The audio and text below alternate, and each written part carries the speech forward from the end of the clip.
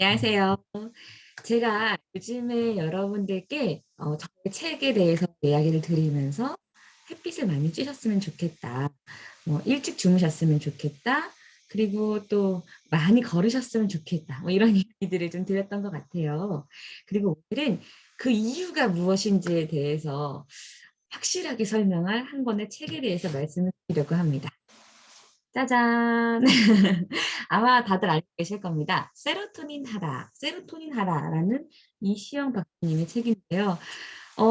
제가 저 혼자 고민이었어요. 뭐, 자연을 많이 봤으면 좋겠고요. 예술을 많이 접했으면 좋겠고요. 이렇게 저렇게 얘기를 드리긴 했는데, 뭔가 지식이 짧다, 근거가 약하다라는 생각이 들어서 그런 책들을 찾아보았습니다. 그러다 보니까 정말 딱 적합한 책이라고 생각을 해서 오늘 여러분께 말씀드리려고 해요. 자, 일단은 한마디로 정의하자면 이 책 제목이 이야기하듯이 세로토닌 하라, 세로토닌형 인간, 세로토닌의 삶을 사시면 되겠다. 네, 그러면 되겠다라는 생각이 들어서 이 책을 권하게 되는데요. 이 책의 부제가 사람은 감정에 따라 움직이고 감정은 뇌에 따라 움직인다라고 되어 있어요. 어떻게 생각하세요? 여러분들 나의 뇌의 기능에 대해서 좀 생각해 보신 적 있으세요? 사람도 이 뇌를 잘 알고 이 뇌를 좀 적절하게 튜닝을 해야지만 100%의 그 에너지를 발휘할 수 있다고 해요. 그리고 뇌는 잘 관리하고 단련하면 세월이 갈수록 더 성능이 좋아진다라고 얘기를 하고요. 그래서 머리는 타고나는 게 아니라 갖고 가는 것이다. 뇌는 개발하면 개발할수록 더 좋아진다라고 이야기들을 하고 있죠. 근데 그 열쇠가 어디에 있냐면 신피질의 전두엽, 그러니까 전두전야라고 하는 이 앞쪽, 네, 전두전야에 있다고 합니다. 이게 바로 인간다울 수 있는 뇌라고 하는데요. 사람이 자기를 조절하는 능력, 내가 이것을 해야 되나 말아야 되나, 나의 충동을 탁 조절하는 능력이 바로 이 전두엽에 있다고 합니다. 그래서 이 조정력을 키우는 것이 중요하고, 인간으로서 또 뭔가 창조력을 발휘하자면, 그리고 인간으로서 행복감을 느끼려면, 이 전두엽을 잘 발휘할 수 있게끔 하는 호르몬이 있는데, 그게 바로 세로토닌이라는 거죠. 좀 어렵습니다. 이게 뇌에 관한 부분이다 보니까요.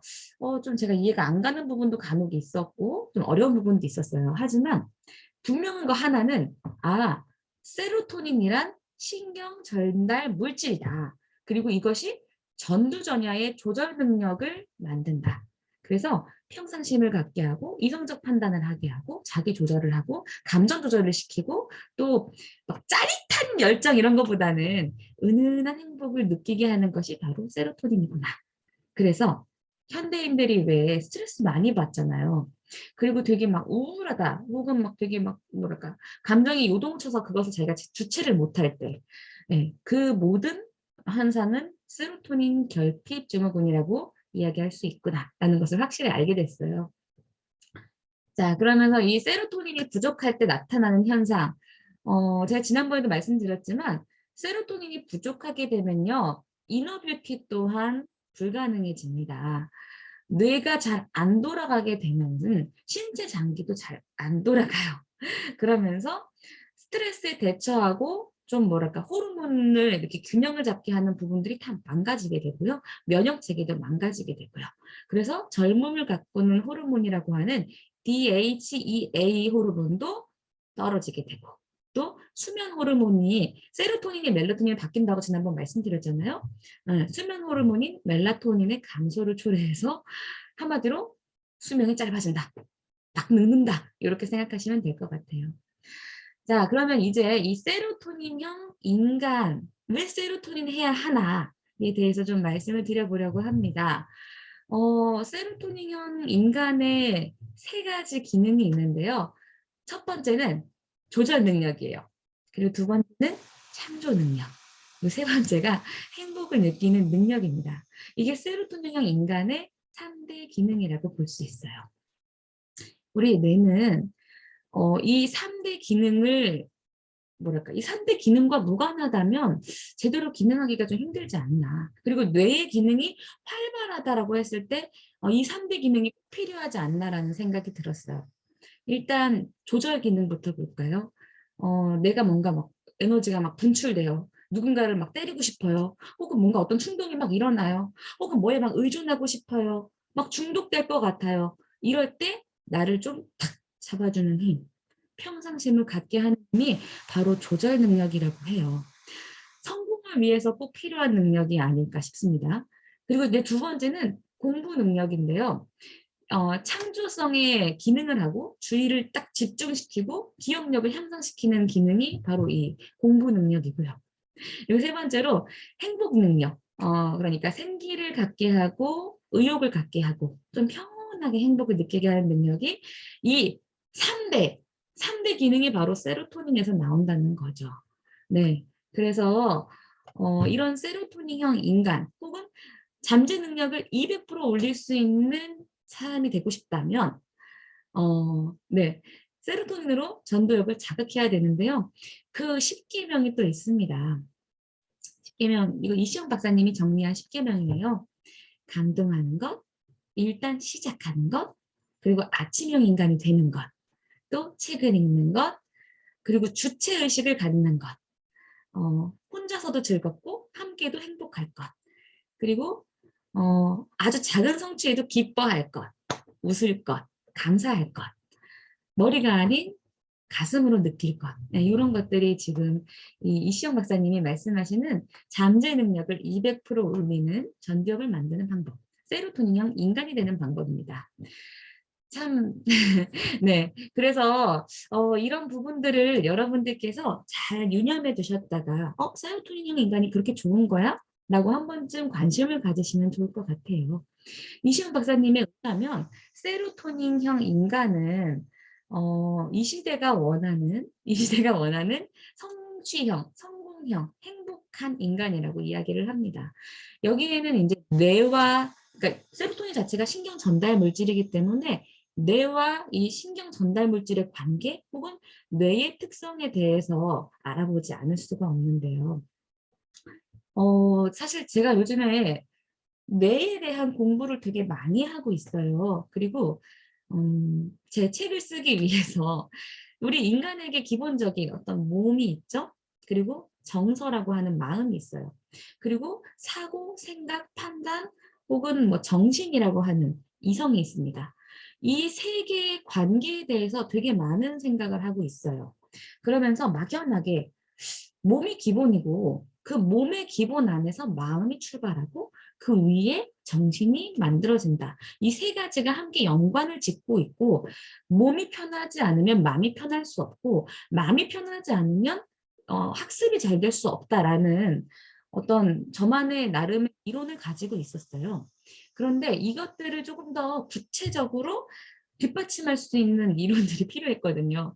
그래서 이제 그런 부분들을 좀 공부하고 있는데 이 세로토닌 하다라는 책과 그리고 제가 또 어제 들었던 강의가 굉장히 그 부분을 뒷받침해 줄 수 있는 아주 좋은 이론이라고 생각을 합니다.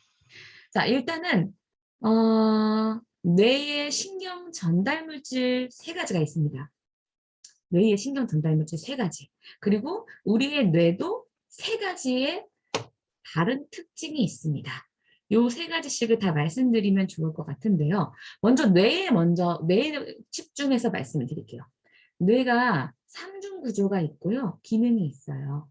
일단은 첫 번째, 우리가 다들 알고 계시죠? 본능적인 뇌, 파충류의 뇌라고 이야기하는 부분. 네, 어디일까요? 뇌간. 몸은 뇌간, 뇌간과 연관이 되어 있습니다. 본능적이고 생존과 직결되는 원시적 감정을 유발하고 만성적 스트레스를 받을 때 편도체가 과도하게 활성화된다고 하죠. 그랬을 때 우리는 어떤 현상이 발생하냐? 한마디로 그 스트레스 호르몬을 낮추지 못하면 특히 어릴 때에 스트레스를 엄청나게 많이 받게 되잖아요. 수명이 짧아집니다. 네. 어릴 때는 특히 스트레스 호르몬을 바로 낮춰주는 게 되게 중요해요. 그래서 뭐 아이를 똑똑하고 게으르게 키우겠다. 애가 울어도 냅둬야 된다. 뭐 그래야 애 교육한다. 다 거짓말. 어렸을 때 아이의 스트레스를 바로 해소해 주는 것, 몸을 편안하게 해주는 건 무엇보다 중요해요. 몸이 편안하지 않은 아이가 마음이 건강할 수가 없습니다. 자, 그리고 나서 이제 1세부터 3세까지 발달되는 게 편도체, 죄송합니다. 네, 변연계, 변연계의 뇌. 그러니까 포유류 뇌라고 불리는 부분이고요. 이때 우리는 정서가 발달합니다.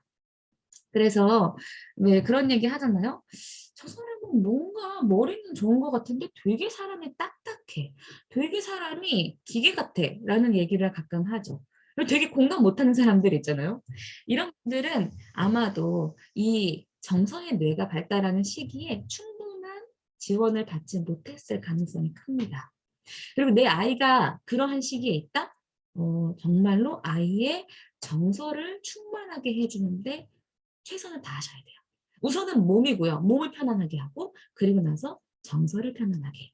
그리고 나서 그 뒤에 이루어지는 0세부터 7세까지 이루어지는 그러니까 단계별로 몸의 뇌가 먼저 만들어지고 이게 뇌간이고 그 다음에 변연계 그러니까 이 포유류의 뇌가 만들어지고 그리고 나서 만들어지는 뇌가 뭐냐? 사람이 사람다울 수 있는 전두엽, 인간의 뇌라고 보시면 돼요. 신피질 네, 이렇게 해가지고 우리 왜 그런 사람들이 있습니다. 비주얼이 되게 훌륭하고 되게 막 삐까번쩍해요. 근데 입만 열면 깨. 뭔가 품격이 없어. 뭔가 저 사람 참 떨어져. 씀씀이가 아주 그냥 행동거지가 별로야. 이런 분들이 바로 전두엽 미수가라고 해서요. 이 전두엽이 바로 세로토닌의 활성화와 직결된다. 그래서 진정한 교육은 전두엽이 발달된 다음에 이루어져야 돼요. 그래서 왜 우리 막 진짜 어린 애들한테 막 ABCD 가르치고 막 어린 애들한테 학습적으로 스트레스 주는 거 있잖아요. 소용이 없습니다. 효과가 없고요. 길게 갈 수가 없어요. 어릴 때는 몸을 튼튼하게 온몸으로 세상을 탐색하고 몸의 감각을 만들고 몸으로 내가 나를 지탱하고 네, 그렇게 만드는 게 뇌 발달에 직결돼요. 그리고 나서는 아이가 편안한 긍정적인 정서 안에서 뭔가 학습이 이루어지지 내가 막 정서가 흔들리는데 뭔가 학습을 집어넣어요? 줄줄 셉니다. 몸, 정서, 그 다음에 뇌가 만들어졌을 때 학습을 하셔야 된다는 거. 그래서 이제 이 뇌에 대한 부분을 말씀을 드렸고요. 이 뇌에 영향을 미치는 신경 전달 물질이 바로 세 가지. 도파민, 세로토닌, 그리고 하나가 노르아드레날린 이렇게 해가지고 있는데요. 간단하게만 말씀드리면 도파민은 뭐 학습의 호르몬이라고 해야 될까요? 이렇게 좀 의존성이라는 부작용이 있긴 하지만 끝없이 성공을 추구하게 하는 그래서 또 이제 이 반대는 그러니까 도파민이 많이 분비되는 사람들은 의욕적이에요. 그리고 굉장히 막 성공을 추구하고 계속 이기려고 해요. 근데 이게 계속 과잉되다 보면 어떤 현상이 벌어지나 만족이 없어요. 계속 불평, 불만, 계속 끝없이 달려야 하는 스트레스 이런 부분들을 겪게 되시고요. 그런데 또 이제 막 이 도파민 왜 그런 분들 있잖아요. 막 성취를 하고 난 다음에 일시적인 엔돌핀이 팍 분비가 돼가지고 막 행복감을 느껴. 근데 그 다음에 있어. 그 다음에 있어. 네, 그런 분들이 좀 계시죠. 도파민 과잉도 문제입니다. 그런데 세로토닌, 아까 세로토닌형 인간이 돼야 된다고 했는데 세로토닌은 지난번 말씀드린 것처럼 햇빛에 반응해요. 그리고 걸을 때 나와요. 그리고 뇌와 장에서 나와요. 그래서 장이 건강하지 못하면 뇌와 장이 직결되기 때문에 세로토닌 호르몬이 분비되기가 어려워요. 스트레스를 받는다? 호르몬 분비가 어려워요. 네. 세로토닌이 하는 일은 전두엽에서 공감대를 이루는 중추 역할. 그리고 마지막으로 노르아드레날린이란 분노 호르몬입니다. 스트레스 받으면 막 스물스물 올라오는 거 있죠? 과잉하면은 폭력성이 나오고요. 부족하면은 무기력해지고 무관심해지고 의욕상실하는 현상들이 나타납니다. 네, 저는 그래서 이 부분들을 이렇게 공부하면서 사실 제가 이제 온라인으로도 학생들과 수업을 하고 오프라인과도 수업을 하는데 요즘 아이들 특징이 굉장히 무기력해요. 그리고 전반적으로 사람들이 되게 무기력해. 왜 그럴까, 왜 그럴까 하고 봤더니 몸을 안 움직여서. 결국은 정말 몸을 움직이면서, 그러니까 스트레스는 엄청나게 받는데 내 몸을 움직이지 않고 햇빛을 받지 않고, 신뢰형 인간이 되면서 세로토닌이 분비되지 않으니까 그러니까 더더욱 무기력해지는 게 아닌가. 네, 마지막으로 이 세로토닌형 인간의 특징과 세로토닌을 발달시키려면 어떻게 해야 되는가로 정리를 해보겠습니다. 요즘 시대가 원하는 뭘까? 함께 있으면 좋은 사람, 기분 좋은 사람, 잘 될 사람, 네, 그런 인간이 세로토닌형 인간이라고 얘기할 수 있을 것 같아요. 합리적으로 자기를 조절합니다. 외유내강형, 그리고 무섭게 집중하고요. 목표가 분명해서 가끔은 나르시즘적인 모습을 보이기도 하지만 그 목표를 달성해 가고, 또 경험에서 막 난 잘 될 거야 막 이런 낙관 말고요. 그냥 내 경험에서 그래 난 이건 잘못됐어. 하지만 이렇게 이렇게 바꿔나갈 수 있어. 라는 긍정형. 그리고 사람 냄새가 나는 사람. 베풀 줄 아는 사람. 자연 친화적인 사람. 휴식을 즐길 수 있는 사람. 이런 세로토닌형 인간의 특징이 우리들에게 필요한 것 같아요.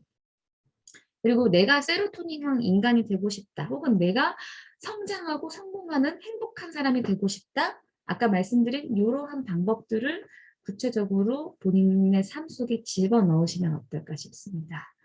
그리고 이제 이 세로토닌의 특징 아까도 말씀드렸지만 세로토닌은 스트레스 현상에서는 호르몬이 나오지 않아요. 그래서 이 스트레스를 받을 때 나오는 호르몬이 이제 코르티솔이라고 해가지고 물질들이 나오거든요. 그래서 이제 스트레스로부터 자신을 지켜주는 뇌를 이렇게 감싸는 물질들인데 그것이 어느 한계가 되면 더 이상 분비가 되지 않습니다. 그러니까 왜 스트레스 너무 많이 받아가지고 갑자기 과로사하거나 어릴 때 몸이 만들어져야 되는데 되게 아프고 막 이랬던 사람들, 스트레스 엄청 받은 사람들 있죠. 어릴 때. 그런 사람들은 성인이 되어서도 갑자기 이렇게 좀 뭐랄까요? 단명하는 경우가 많다고 해요. 그게 바로 이제 스트레스 때문인데, 음, 이 스트레스로부터 내가 세로토닌을 좀 분비시키게 하고 좀 행복하려면 일단 걸으라고 해요. 일상의 공간을 떠나서 태양빛이 나오는 곳으로 걸으면서 조금 계단 오르기 같은 거 있잖아요. 조금 더 이렇게 호흡을 격하게 할 수 있는 그런 걷는 운동도 참 도움이 된다고 합니다.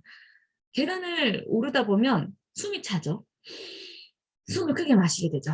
네, 그러면서 하지 근육 단련되죠. 칼로리 소비되죠. 네, 그래서 장수하는 마을을 보면 장수하는 마을들은 다 뭐 언덕 위에 있다고. 예.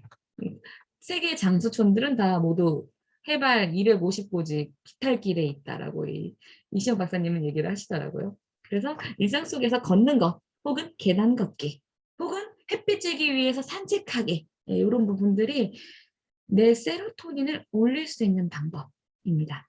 그리고 비타민 B군이 스트레스를 받을 때 많이 없어지고 또 세포가 손상된다고 하니까 그런 부분을 섭취하면서 세포를 회복시켜주는 것도 도움이 되고요. 또 만보기를 딱 설정하고 걷지 말래요. 인생이 뭔가 이렇게 막 그 목표를 달성하려고 하는 거 아니잖아요. 걷는 거 자체가 즐거움이 되어야 되는데 건강이 인생 목표인가요? 글쎄요. 네. 걷다 보면 즐거워지는데 만보기 통해서 막 그 약간 뭐랄까 목숨 걸고 걷는 분들 있죠. 예, 하고 운동선수들 이런 분들은 오히려 피로 물질인 젖산이 나와서 세로토닌 분비를 억제한다고 합니다. 스트레스가 되고 운동 후에 이 근육에서 혈류가 이렇게 뭐랄까 막 활성산소를 만들어내면서 노화가 촉진된대요. 그래서 무리하지 말고 운동하셨으면 좋겠다. 그리고 자세에 따라서도 감정이 달라지니까 자세를 바르게 하고 기분 좋게 걸어라. 네, 이런 이야기들을 하고 있습니다. 자, 마지막으로 다시 한번 정리하자면 세로토닌형 인간은 오늘도 행복하고 행복한 내일을 만들 수도 있습니다. 그래서 오늘 행복하고 내일도 행복하다면 세로토닌을 분비하는 삶을 사셔야 됩니다. 그리고 그런 삶을 위해서는 필수 3대 요소가 있는데 운동 중에 걷기, 그리고 호흡 깊이 하기, 그리고 씹기. 매매 씹고 딱딱딱딱딱딱 하면은 뇌를 깨운다고 하더라고요. 그럼 세로토닌이 분비된대요. 그리고 햇빛을 많이 쬐기, 또 사랑하기, 사람들과 함께 행복하기. 네, 이런 부분들을 충족시키면 여러분들도 더 행복한 삶을 살 수 있지 않을까 싶습니다. 여기까지 하겠습니다.